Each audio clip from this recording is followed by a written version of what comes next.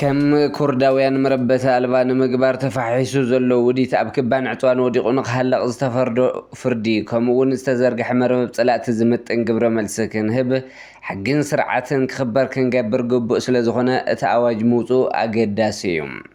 ላዕላውነት ትግራይ ብምርጋጽ ተመዛበልቲ ወገናት ናብ መረበቶም መምላስን ዘይሕጋውያን ዕጡቓት ብምውፃእ ኣብ ትሕቲ ጸላእ ዝሳቀ ዘሎ ህዝቢ ሓራም ምውፃእ ቀንዲ ዕማም ካቢኔ መንግስቲ ትግራይ ምዃኑ ተገሊጸሎም። ከም ህዝቢ ንህላወና ዓርሰ ውሳነና መጻኢና ንቃለስ ኣለና ቃልስና ድማ ፍትሓውን ቅኑዕን እዩ። ጀነራል ምግበይ ሃይለ ልዕሊ 60,000 ተምሃሮ 8ይ ክፍሊ ብሄራዊ ፈተና ወሲዶም። ሎሚ ሰነ 6 2018 ግእዝ ብምኽንያት ስራሕቲ ጽገና ንከተማ መቐለ ሓዊሱ ኣብ ዝተወሰኑ ክፋላት ትግራይ ግልጋሎት ሓይሊ መብራህቲ ተቋሪጹ ከም ዝውዕል ግልጋሎት ሓይሊ ኤሌክትሪክ ኢትዮጵያ ኣፍሊጡ። ኣብ መወዳእታ ዜናና ኢራን ስጋኣት ዋንጫ ዓለም ኮይና ኣላ።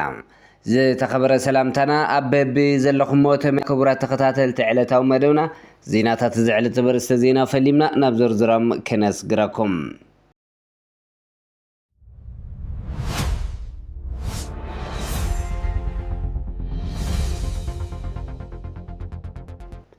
ንኣመራርሓ ሰሙያን ኣካላት ፍትሕን ካልኦት ዝምልከቶም ኣካላትን ህላወን ድሕንነትን ህዝቢ ትግራይ ንምውሓስ ንዝወፅእ ኣዋጅ መሰረት ዝገበረ መድረኽ ምርድዳእን ምዕባይ ግንዛበን ይሳለጥ ኣሎ። ኣብቲ መድረኽ ተረኺቦም መኽፈቲ መደረ ዘስምዑ ምክትል ፕሬዚደንት ሓላፊ ቢሮ ፍትሒ ትግራይ ኣይተ ኣማኑኤል ኣሰፋ ህላወን ድሕንነትን ህዝቢ ትግራይ ንምውሓስ ዝወፅእ ኣዋጅን ዘጋጥመና ዘይነበሩ ኩነታት ዝምጥን ምላሽ ንምሃብ ዘኽእል ሕጊ ኢሎም። ህዝቢ ትግራይ ከም ህዝቢ ሰብኣውን ዲሞክራሲያውን መሰላቱ ተጣሒሱ ላዕላውነቱ መሰል ዓርሰ ውሳነ ተመንጢሉ ንዝተፈጸመ ወጀነ ሲኢኑ ካብ መረበቱ ተሰዲዱን ተፈናቒሉን ማሕበራውን ስነ ቁጠባውን ዓቕምታቱ ዓንዩ ከም ኩርዳውያን መረበት ኣልባ ንምግባር ውዲት ተፋሒሱ ኣብ ክባን ዕፅዋን ወዲቑ ንኽሃለቕ ተፈሪድዎ መንግስቲ ኢትዮጵያ ኩሉ ዓይነት ዓቕምታቱ ተጠቒሙ ከም ህዝቢ ከጥፈአና ለይትን ቀትረን እናሰርሐ ዘለሉ ዘይነበሩ ኩነታት ንዕኡ ዝምጥን ሕጊ ብምውፃእ ብሄራዊ ትካላት መኸተ ክንውድብ ነተላእኽቲ ጸላኢ ኣደብ ክነትሕዝ ንውዲት ጥፋኣት ዝተዘርግሐ መርበብ ጸላእቲ ዝምጥን ግብረ መልሲ ክንህብ ሕግን ስርዓትን ክኽበር ክንገብር ግቡእ ስለ ዝኾነ እቲ ኣዋጅ ምውፁእ ኣዝዩ ኣገዳሲ እዩ ድሕሪ ምባል ሕድሕድ ድንጋገ እቲ ኣዋጅ ኣብ ንቡር ኩነታት ኮንካ ዘይኮነ ብመነፀር ኣብ ትሕቲ ጭቡጥን ዘንጸላለው ሓደጋ ህልውና ዘሎ ህዝቢ ንምድሓን ኣብ ዝግበር ቃልሲ ኮይንካ ክርአ ክትርጎምን ዘለዎ ኢሉ። ላዕላውነት ትግራይ ንምርጋጽ ተመዛበልቲ ወገናት ናብ መረበቶም መምላስን ዘይሕጋዊ ዕጡቓት ብምውፃእ ኣብ ትሕቲ ጸላእ ዝሳቀ ዘሎ ህዝቢ ሓራም ምውፃእ ቀንዲ ዕማም ካቢኔ መንግስቲ ትግራይ ምዃኑ ተገሊጹ ኣሎ።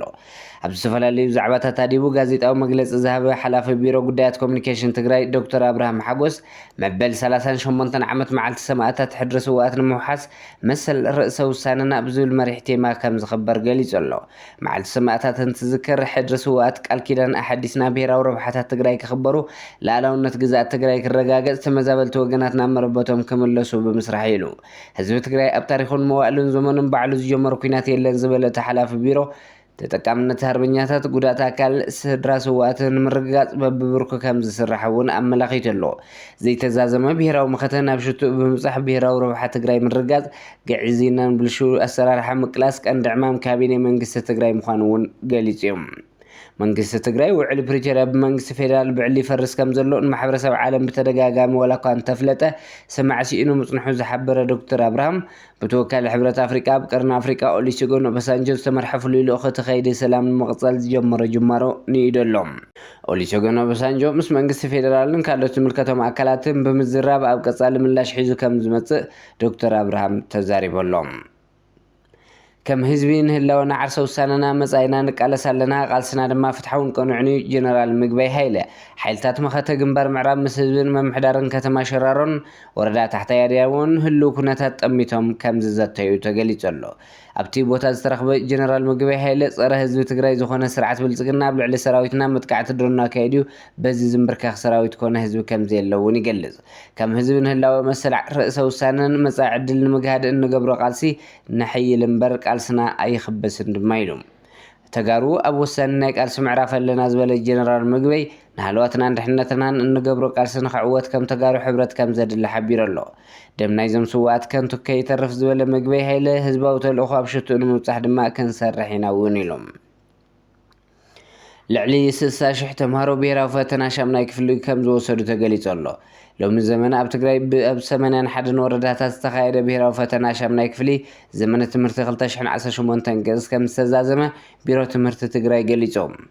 እቲ ቢሮ ካብ 3 ክሳብ 5 ሰነ 2018 ግዝ ኣብ 81 ወረዳታት 1189 ኣብያተ ትምህርቲ ክወሃብ ዝቐነየ ብሄራዊ ፈተና ሻምናይ ክፍሊ ብዝተነፀረሉ ግዜ ሰሌዳ መሰረት ብሰላም ከም ዝተፈጸመ ሓቢሩ ኣሎ።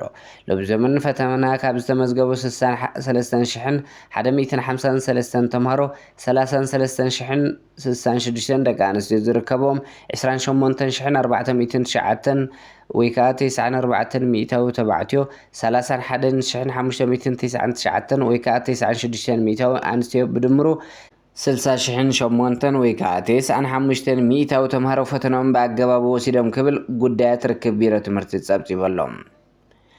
ሎሚ ሰነ 6 2018 ግእዝ ብምኽንያት ስራሕቲ ጽገና ንከተማ መቐለ ሓዊሱ ኣብ ዝተወሰኑ ክፋላት ትግራይ ግልጋሎት ሓይሊ መብራህቲ ተቋሪጹ ከም ዝውዕል ግልጋሎት ሓይሊ ኤሌክትሪክ ኢትዮጵያ ኣፍሊጡ ኣሎ።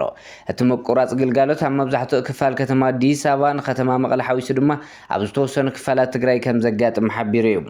بمسارة زي أب كتما مغلا كبابي أبرها كاستل 18 دياسبورا بيت تمرتي ماجيك دبر دامو حاولت سماعتات بيرو دمت ويانا هوتيل بلانيت جبروك كباب دامريام جوجوسا هوسبيتال مغلا قبلي 14 كباب عين علم كاب نجو خلت ساعات كسام مشت 10 تقاريص وكم زعل قلقالو حيل إلكتريك يتيب أفليت الله كمون شرك ساد جبان دباغونا زانا ما يحنس ددبي تميلي شرارو عد هجري عد نبريد عد دعرو ما يصبري عد عرقين عد قبرون دما كاب نجو خلت كسام مشت 14 قلقالو حيل إلكتريك يتيب أفليت الله ስለዝኾነ ድማ ሕብረተሰብ ነዚ ተረዲዩ ግቡእ ምድላው ገይሩ ክሓድርን ጽገና ተዛዚሙ ግልጋሎት ክሳብ ዝጅምር ብትዕግስቲ ክጽበ ጸዊዕሎም። ኣብ ዳታ ዜናና ኢራን ስጋት ዋንጫ ዓለም እናኾነት እያ። ናይ 2026 ዋንጫ ዓለም ፊፋ ኣብ ትሕቲ መጥቃዕቲ ሳይበር ወዲቑ ከም ዘሎ ይግለጽ ኣሎ። ሃንዳላይ ዝጽውዕ ጉጅለ መጥቃዕቲ ሳይበር ዘካይዶ ኣካል ናይ ኣሜሪካ ድሕነት ክፍሊ ድሮናት ምጥላፉ ብምግላጽ ናይ ዓለም ዋንጫ ተሳተፍቲ ሃገራት ውልቀ ሰባትን ብቐጥታ ምፍርርሑን ተገሊጹ ኣሎ። ኣሜሪካ ድማ ካብዞም ጉጅለ ሓደ ሰብ እንተተታሒዙ ክሳብ $10 ሚልዮን ሽልማት ሰሊዓላ። እዚ ክንደየናይ ኣስጋእ ምዃኑ ዘመላኽት እዩ። بركز كبرات تخطات التمرمنا زيرات الزعلة تبزي كمبيسنا سسنا ينعخم سلام نعخ تقرأي